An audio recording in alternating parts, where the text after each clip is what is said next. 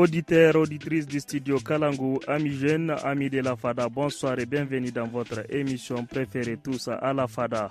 Pour ce dimanche 31 août, depuis la commune urbaine de Tanout, dans la région des Anders, nous avons installé notre studio mobile ici même au niveau de la radio d'Amergou pour parler de la délinquance juvénile. Nos amis jeunes de Tanout, ils ont répondu présent pour ce numéro de tous à la FADA. Masu sauraron studio Kalangu a wannan shirin namu na mahadu a fada a yau nan birnin Tanut ne za mu tattaunawa akan gurbacewar tarbiyya. Za mu so mu sani me ke kawo gurbacewar tarbiyya, waɗanne halaye ne suke kawo gurbacewar tarbiyya kuma menene illolinta ga matasa. Notre émission tous à la fada, c'est aussi une musique, une chronique et un portrait. Pour la présentation, je suis Tarnan Fouda Ahmed. Habibou Garba va assurer la technique ce soir. Chers amis, chers invités, camarades sociologues, bienvenue dans notre émission Tous à la Fada. Veuillez vous présenter à nos auditeurs. Moi, c'est Ishe Ibrahima. Bienvenue dans notre émission Tous à la Fada, M. Ishe Ibrahima. On parle de la délinquance juvénile. Est-ce que vous pouvez nous dire c'est quoi la délinquance juvénile? Donc, la délinquance juvénile, c'est l'ensemble des comportements qui sont déviants qu'on pourrait observer chez les jeunes. Uniquement chez les jeunes, quand on dit juvénile, ça renvoie... Juvénile, ça renvoie à la jeunesse. Parce qu'il y a deux types de délinquance. Il y a la délinquance juvénile. Celle-là, elle concerne les jeunes. Et il y a la délinquance pour les cas des adultes. Merci beaucoup pour cette précision. Notre émission Tous à la Fada. Veuillez vous présenter à nos auditeurs. To barka da zuwa wannan shirin namu na fada. Yau muna magana ne akan gurbacewar tarbiyya. Me ake nihi da gurbacewar tarbiyya? Kamar yadda sociolog ya faɗi yanzu, in aka ce gurbacewar tarbiyya, wasu mugayen halaye ne wanda suke shigowa cikin al'umma saɓanin wanda suka karo da tarbiyya. Misali, wani shaye-shaye, wani sace-sace. Après ces deux définitions très claires de la délinquance juvénile, nous allons rapidement essayer de voir quelles sont les causes de la délinquance juvénile. Nous allons commencer par Zainabou. Sai ki dauki micro ki ga mu me yake kawo bacewar tarbiyya. Kamar yanzu for example a dauka fannin shaye-shaye ko sata. Na farko yanzu kai danka ai ka san yanda yake. Daga ka gani ya fara wani comportment tunda ai abin da zaka sha damun dan ya juya maka kanka ne. Ai kuma farfa da a ji daɗi ne ko? Taɓa jin daɗi a cikin fitar hankali kuma ko ka ji daɗi ai yana sakin ka zaka dawo yanda kake. Kuma yanzu abin da ake cewa sace-sace yanzu yaron ka yana iya kawo abu wala mace ko namiji baya da wani aikin da zai ce aikin shi ya bashi wannan abin nan kuma ki biki bashi ba kuma babu wanda ya bashi sai ki babu ruwanki kwa da ki zo ki bincike shi ina ka samu wannan abin nan. Da za ku bashi tarbiyyar da in kuka ga abu a tare da shi ina ka samu abu kaza wani ya bani tun a hankali tun da ai sata ba rana ɗaya bane ba ake koyanta wani bitin daga cikin gida ma ki aishi kuɗi ya ɗaga ya ɗauki 20 ya ɗauki 10 ko kuma shiga cikin abokan da sun yi ƙarfin. Merci Zainabou pour cette explication très philosophique. Notre émission Tous à la Fada, il est là. Il s'appelle Yahya, mais je vais le laisser se présenter à nos auditeurs lui-même. Oui, je suis Yahya Ahmadou Tijani. Yahya, on parle des causes de délinquance juvénile. Selon vous, qu'est-ce qu'il y a à la base de délinquance juvénile? Pour moi, da farko iyaye, na biyu society. Su ne dai a la base a gani na waɗanda suke kawo gurɓacewar tarbiyya. Iyaye su ya kamata a ce su kula da tarbiyyar yaransu. Su kuma society, a society ki kuma ake ce anan ake ɗaukan sauran rayuwa. Idan a ce society a kimtsa take, yara ba sun taso ba da gurɓacewar tarbiyya. Deja in ya taso a ɗauki tarbiyya ta kirki a gida, yanzu in ya zo continuity ne kawai zai samu. Kamar hanya ce a share in ya zo kawai ida sa zai yi. Ba ka gani akwai wanda da suke tasowa a gida sun samu tarbiyya ta a zo a gani mai daga baya ne kuma suke sake halayensu. Akwai haka na amma wannan ka ne kaɗan ake samu. Duk wanda ya samu tarbiyya cikakka daga gidansu. To zai wahala duk da yake akwai abokai akwai sauran jama'a wanda za su yi influence shi amma dai gaskiya wannan ka ne kware kaɗan ake samu ana samu ba samu ba. Yanzu ku ɗauka wasu daga cikin iyaye na yanzu wasu yaransa sun bar ma tele ce za ta yi ediken yaransu. Scout toujours, scout un jour. Veuillez vous présenter à nos auditeurs. Ni sunana Mubarak Shebu Mamma Ango. Commissaire adjoint ne na Iskut Region des Zandar. Barka da zuwa a wannan shirin namu na Mahadu a Fada. Kaga dai abin da muke tattaunawa bisa shi a yau, gurbacewar tarbiyya shine muke so mu ji a ganin naka me yake kawo gurbacewar tarbiyya wajen matasa musamman. Kamar yanda wanda ya hodi ne yanzu magabaci na yanzu, gurbacewar tarbiyya ya kasu ne ya rarraba. Yanzu ya kuga uwaye suna yi kansu da kahuwansu don su tarbiyyantar da yaransu, amma matsalar da ake samu uwaye bisa leƙa su ga ɗiyansu wasu abokai ne gare su in sun huta, tunda in kuka lura a gida ba a ba da tarbiyya ba ne, ko wasu mahaifa suna iya bakin ƙoƙarinsu don su tarbiyyar da ɗiyansu, mai abokan da gare su a waje su ne wanda mai yawanci na lala ne, sai ka ba ɗanka tarbiyya in ka huta baka san abin da yake ba. Wannan abin iya cikin abubuwan da yake kawo lalacewa tarbiyya na yara. Abu na biyu kuka nura uwaye suna sakaki ga tarbiyyarsu. Abu na biyu sai magabata in kuka nura abin da nake nihi da magabata manya haka da suke cikin unguwa da masu wakilai na unguwa, saboda wani bi magabata suna gani an san wane da wane mutane ne wanda ba na kirki ba ne a unguwa, amma he su bar su rika cuɗanya da yaransu. Wannan abin shi ma iya kawo rashin tarbiyya na yara. Merci beaucoup Mubarak. Hadiza na gani tun da suke ta recherche kin sha kibishe. To gaya mu quelles sont les causes de la délinquance juvénile? Tu vas d'abord commencer par te présenter à nous. OK. Je me présente au nom de Abd Bala Hadiza, la chargée du genre et promotion du jeune du Conseil national de la jeunesse. Qu'est-ce qui est à la base de la délinquance juvénile? Pour moi, ce qui est à la base de la délinquance juvénile, c'est le chômage. En première position, oui. Et en quoi le chômage constitue une des causes de délinquance juvénile? Comment yanzu abinda chômage yake contribuer bis cikin délinquance juvénile, kamar ya matashi ne ya karatu to bai da abin yi. Yanzu sai wasu su profite da wannan su sa shi sai da kwaya. Ko da bai so ya gani a yan sirta mamman ya gani deja akwai ko wani abokin shi ko wani ya samu wannan sai ya kwandukin shi ya kama deja kuma mutane ne manya suke sa su tai su sai da kwayan nan, kenan shi ma sai fabon daga saidawa sai mutum ya koma sha. Daga nan kuma sai yan sace-sace yan bige-bige. Kamar bige-bige mi kike ni da bige-bige? Kamar yanzu mutum daga sata ya koma kwace, ya tun yana yawo da huka sai ya koma bindiga, daga bindiga kuma sai cikin daji. Ba ki gani wannan ci gaba ne mai buka san bindiga? No. Ba ci gaba ne ba. Ok, to voilà, merci beaucoup Hadiza. Président. Oui. Voilà, nous sommes ici aujourd'hui à Tanout avec vous. Vous allez vous présenter à nos auditeurs. Moi, c'est Issa Kabroumada, je suis président du conseil départemental de la jeunesse de Tanout. Selon vous, quelles sont les causes de la délinquance juvénile? Les causes de la délinquance juvénile sont énormes. Si on peut les citer, par exemple, manque d'éducation, parce que si nous prenons, il y a plusieurs sortes d'éducation. L'éducation familiale, il y a l'éducation qu'on prend de la rue et l'éducation de la vie associative. Mais yanzu muka ɗauka kamar rayuwar mu ta yanzu mafi akasari buskan gurɓacewar tarbiyya ya danganta daga uwaye. Pourquoi je dis ça? Yau in ka ba ɗanka tarbiyya kuma ka bi so da ƙafa ka gani ya ne wannan tarbiyya da ka ba shi.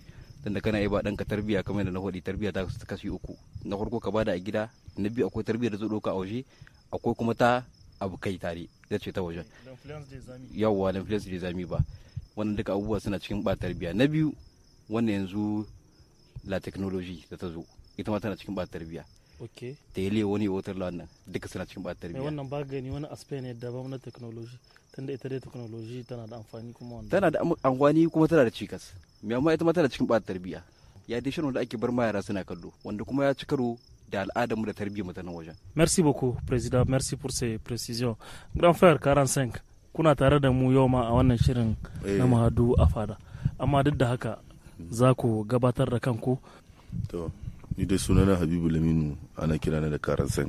Merci beaucoup. Kuna ya rike micro. Notre émission Tous à la Fada, nous venons de définir le concept délinquance juvénile. Les causes ont été énumérées ici par nos invités. Nous allons marquer une petite pause pour écouter le portrait du studio Kalango. Mai kimanin shekaru 20, Fatima Abbas ta mallaki diplomar brevet a aikin saka lantarki ga gidaje. Fannin da ta zaɓa tun lokacin shigarta a cibiyar koyon sana'a da fasaha. Ta yi mana ƙarin bayani a kai. Abin da ya bani shawa na zaɓa aikin gyaran wuta. Dai ina aji na 6 da an ka kai ni waccan makaranta ta koyan aikin hannu. Da farin dai na so in kiya. To da an ka bani magana mahimmancin ita wagga makaranta sai na amince da ci gaba da karatu a can. Na gani ƙasashe da dama irin waɗanga aika akwai su mata da dama sun hima wasu maza. Nan ga kuma na gani matan ba su da yawa da kake samun mace guda zuwa 2 duka maza ne. Shine bani ƙarfin gwiwa na koyi wanga aikin na gyaran wuta. Sai dai hakan ya haifar wa Fatima da wahalhalu wadda a yau take rayuwa tare da matsaloli cikin al'umma, amma kuma ana buƙatar aikinta sosai cikin gari fiye da matasa maza. Matsalolin da na fuskanta suna da yawa.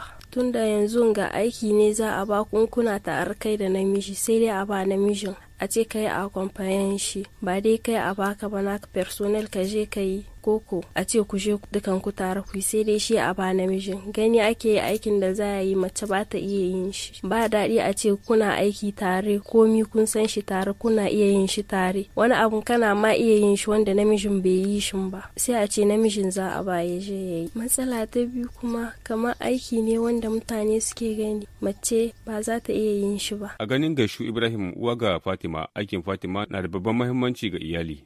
Tana mana amfani sosai. Gyare-gyare yanzu ba sai mun nemo masu gyara ba. Installation kinga da komi tana mana gyara. Mu muna cin amfani kuma har wani ma ya ci amfani a gaba. Kuma muna fata ta yi gaba bisa wannan aikin. Samu ƙarin matsayi ma har fiye da wanga na yanzu wanda take. Yanzu haka Fatima na aikin neman kwarewa a cikin wani kamfani da ke Cirozerin tare kuma da aniyata ta ci gaba da karatu har ta kai ga mallakar babbar diploma. Merci beaucoup pour ce portrait. La deuxième partie de notre émission porte sur les conséquences de la délinquance juvénile.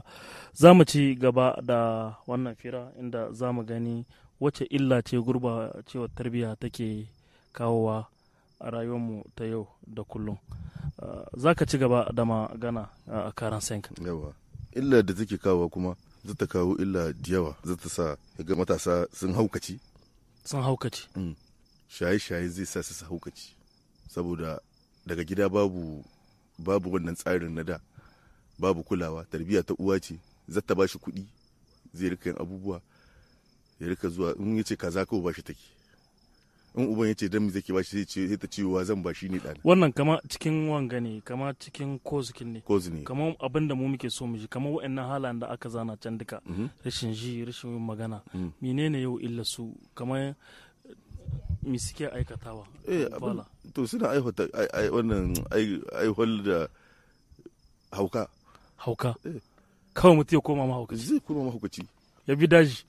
Ko kuma ya tsaya a garin maguna gudu na bunku. Shi ne hauka mana, tun da sun kan suke can zata ta yi. Gaskiya. Na farko duk wanda kaga suna hauka nan delan kansu ce ta kai su hauka. Samari masu akwai wanda ilimi ne ko kuma badda wani abun duniya, misali akwai wani sai badda arzikin shi, wani kuma ilimin sai yawa ya yi sirme ne ko. Na farko a cikin 100% da ke zaka samu kishi ɗaya wanda zai haukace saboda karatu a yanzu a cikin matasan yanzu. Yau shi aka yi karatu. Karatun mu shan makaratun bai ishe shi ba. Balle haka ko koya ma ilimkin hai haukaci.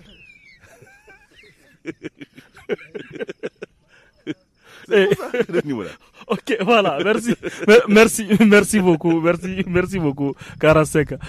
Donc, chef, yanzu shi wannan gurbacewar tarbiyya wani illoli ne yake kawo a rayuwar matasa? Ta gurbacewar tarbiyya abin da ta kawo, abin da take haifarwa, in tarbiyya ta lalace kamar waɗanda ya kamata a ce an yi profite da su, amma yanzu ga sunan kawai dai sai a hankali. An tuka wanda bidaji ba iya profite da shi. Wanda bidaji yana ake iya profite da shi. Sai dai a bi shi a nemi a kamo shi. Wala. To ayi sport aiko. Wanda bai akwai wanda ba su bidaji mu ma ga suna a cikin al'umma. Saboda tarbiyya iri ce, yanzu akwai misali ko da ma ba shaye-shaye ba. Kamar jarumta tana cikin tarbiyya. Sai zama na kai ga ka rago ne. Tarbiyya da aka waka kawai kai rago ne. Ka gane? Kenan maimakon misali a ce kai abin da ka taimaki kanka ka taimaki wani, a'a kai tarbiyya da aka baka baka ma iya taimaka ma kanka barantan haka taimaka ma wani. ga ka garshe ba mu hauka ce ba kun yi amma baka da wani amfani kun sa bakin nan a ba Hadiza micro a ba Hadiza micro Hadiza sauki micro na ji kina ta dare a faraman fada ta ta miki dadi sosai ko a fada ta miki dadi ko amma menene yau conséquences kin délinquance juvénile sur la vie de nous autres jeunes aujourd'hui tana kawo koma baya na ƙasa na jihar na ƙasa kuma gabaki daya saboda yanzu matashi yanzu shine avenir kin kasar shi jihar shi to kuma yanzu in aka samu matsala an yi shaye-shaye ko kuma shine ya koma terrorist da kanshi ko kuma shine mai sata da kanshi to kuma ai an samu kona baya a cikin kasa a cikin jihar ka babu ci gaba a kasan ma kuma babu ci gaba olu yake da ce ku yi contribute bisa kan ci gaban kasar ku ne kuke sa tana komawa baya. Merci beaucoup Hajia Hadiza. On va marquer une petite pause pour souffler un peu en musique, on va danser, chanter, bouger et après on reprend.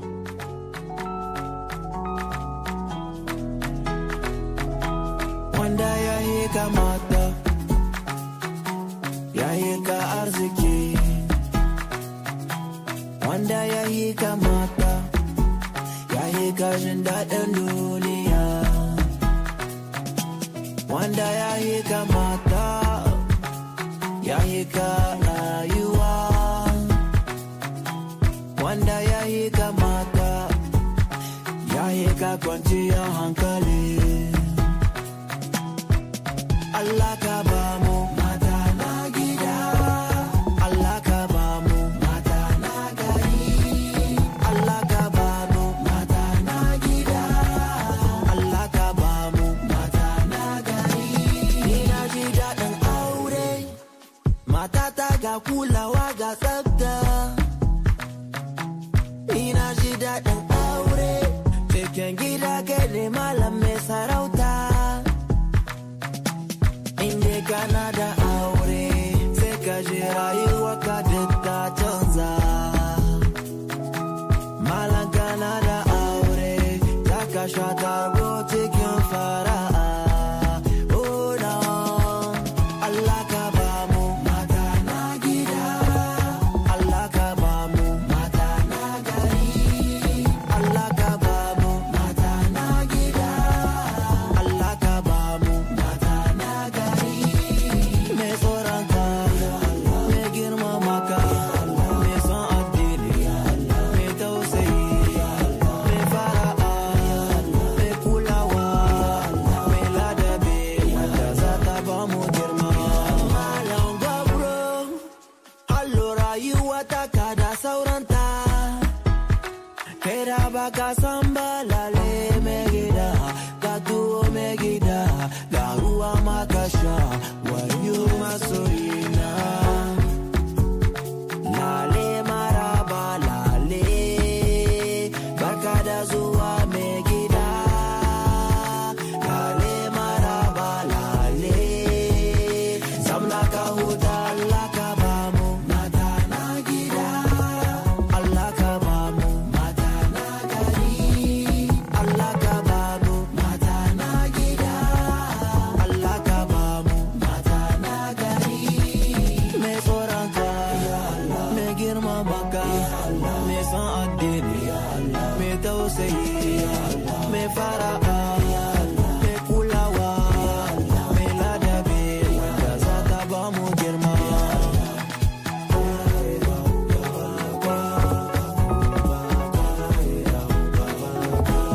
Allah sama mata mu albarka, masu kulawa da mu, masu tausayin mu. Allah sama mata mu albarka, masu kulawa da mu, masu tausayin mu. Ya Allah kai na roka, ka ba su aljannaka. Ya Allah ni kai na roka, ka musu buɗe na alheri. Voilà, merci beaucoup Studio Kalango pour cette musique. On va continuer. Hajia Zainabu, ka hanki ida nazarin naki. Zan ba Mubarak magana ya ci gaba da conséquences parce que la deuxième partie va arriver sur les solutions. To, kamar da aka waɗi shi gurɓacewar yara iya haihuwa da abubuwa da yawa. Na farko dai abin da zai haihuwa kun ga ba a samu tarbiya ba ga yaro. Na biyu yara za su saki hanya, yara za su haukace tunda in an ce na gani kamar an fi sa aksam bisa haukacewar yara. To inda in an yi zancen gurɓacewar yara abinda kuka nuna yara suna shaye-shaye mai yawanci, in an yi zancen gurɓacewa an kawo zancen shaye-shaye. So shi kuma duk abin da za a yi shaye-shaye zai juya kwakwalwa, abin ko da zai juya kwakwalwa kun ga zai kai ga hauka. To abin da ya kai ko ga hauka kun ga ai ba a samu ba, za a wayi gari ba a nan jiha ba ma a ƙasa duka ba a samu jagora ba. Tunda yanzu in kuka lura Nijar ƙasa ce wadda mai yawanci duk matasa sun yawa. To in ya kasance wannan matasan ne tarbiyyar su ta lalace suka shiga shaye-shaye, kun ga za a wayi gari wata rana ba a samu jagora ba cikin wannan matasa. Ok, voilà, merci beaucoup. Hajiya na san yanzu kin shirya ko? To zan baki magana. Kin san cikin wannan harka ta gurbacewar tarbiyyar matasa, an ce yau har da 'yan mata. Shi wannan gurbacewar tarbiyya menene yau illar shi bisa ɗiya mata matasa? Illar shi bisa kan ɗiya mace, za ki gani kamar iyaye ko kuma matan da kansu wanda kuka tashi da su suna gudunki. Saboda menene ba kekin bace ba a so, a halinki. Za ki gani yanzu kuna tare da mutum, abokinki ne, abun da yake yi ba ki iya yin shi ke, kina shin kunya, amma an gan ku tare, eske in ba ke da Allah ba, akwai wanda zai shaide ke ce ba ki yin abun da ita take yi. To shi shaye-shaye tun da yanzu dai da shaye-shaye da aka san shi. Ga samari ne aka san shi, amma yau bakin hayya sai ki isko malama tana ta shan sigari. Yadda zan sha sigari haka za ta shan sigari. Wallahi ai yanzu shaye-shaye wanda za ka gani ma tana shan sigari ta ma mai sauki. Akwai wata rana ina faje cikin bisu na gani mace ba ina wannan abun da ake zuba cikin leda ana busawa. Wanda kamar ka san wanda ka san kamar ko a shan shi sai kazami yake shan shi. Cikin leda dai ta shigo cikin bisu tana busa haka. To imagine ka san ko a cikin irin shaye-shaye nan ba kowa ba, in ba kamar wanda yake yawo ba ya haukace yana yawo ba takalma, ka san ba kowa ba yake yin shi. Yanzu ita da kika gane ta tana da takalma ko ba ta da takalma? Ina ce maka cikin bisu muka gamu da ita. Yau biki diba baki ga tana da takalma ko ba ta da takalma. Okay, mu ci gaba da. Ka gani ko? To kuma yanzu ke a matsayin ki na mace kin ga kina so ki zama uwa, tunda ko da a ce yau wai mutum ya yarda ya aure ki, kamar ba rayuwarki ba za a leƙa daga baya, ko da abun ya yi shekaru akwai wanda sun kasanki tarihi bai taɓa goya yaran nan naki za a ringa dibin su sai a ce uwarsu ba ta gari bace ba, uwarsu ta yi kaza ke ma daga baya lokacin ko da kin shiru mai abun yana yi miki ciwo, kuma akwai wanda zaka gani ko da sun yi auren ba za su iya tuba ba a can gidan auren masu akwai wanda zaka gani suna da aure kuma suna ni na gani akwai wata yau ina mazan nasu suke. To ai kai daman tun kahin ka armita ai ka san abin da ka aura. Kawai sai ka bari a ci gaba dai. Kamar ni akwai wanda na sani har yanzu akwai. Ya kamar kahin ya aure ta. Daman da ya aure ta kamar a zawara ya aure ta kahin ya aure ta elfim elshish ka gane komi tana yi. Me in ita kadai ce ba ta yi me tana kawo abokanta su kwana cikin gida su yi 2 jours 3 jours in sun ka zo su zo da apare su yi shishi su yi wani abu kamar ni cert ba uwata bace ba me ni gari nake ina ce mata ni in ni ce ke mun yi abu tuka mu a waje me ina aure ba na ce muku ba za ku zo gidana ba si za ku zo amma ba za ku yi min abin da ba ku iya yin shi ba gaban uwayenku kuma kuna bata mun zaman gidan armena da kuma mutanen da suke zuwa tare da ni. Kin taba gaya mata haka? Tunda yanzu mishin ke yana cikin gida yan mata su zo suna yawo hada darmin gaba cikin gida su sha shisha su yi menene ita da bakin ta farfine take ci a cikin unguwan nan bani da daraja. Kowa ya san shisha nake sha ta ce ma mijinta ba ta iya zama karce kin ya sake mata gida kuma shi ma da kaman abin nashi ba ta kashe kuma ba ta iya rabuwa da kawaya basu tun waje tare su kuma yanzu abin da zai baka waki lokacin da take gidansu tana kawo abokan amma yanzu da ta yi auren ban ce ba iyayenta sun san cewa wai abokan tana kawo su yi inusumen a cikin gidanta basu su biyu ne wajen mijinta in ya tayi can wurin suna nan in ya zo ma suna nan kenan ka gani bada kamar na santa amma ba wadda yake kenan ka gani wannan to kaga wannan kuma hada layin tunda kai kana tunanin cewa in ka kawo ta cikin gida za ta daina ko kuma tan a waje ma kana iya ga mata principle in tana iya bi ka aure ta in ba ka iya bi tana suna rewa kana iya zaba wata wannan conseil ne kike bada okay to merci beaucoup déjà notre camarade sociologue shi abu ya ma fara sa shi kwana sociologue Kaji abubuwan da aka gai. À votre niveau, à quoi vous pensez sur les conséquences de cette délinquance juvénile aujourd'hui au niveau de nos amis jeunes? Sur les conséquences, nous allons nous retrouver avec des personnes enclins à la violence, des personnes qui sont prêtes à attenter à la vie des autres, des personnes qui vont devenir fous. Parce que, oui, ça rend fou. La délinquance, ça rend fou. Parce que parmi les intervenants, beaucoup ont évoqué cet aspect-là. La folie va venir maintenant intervenir au niveau de la dernière position. En dernière position, c'est la folie. C'est la folie. Oui. Rendez-vous au Cabano.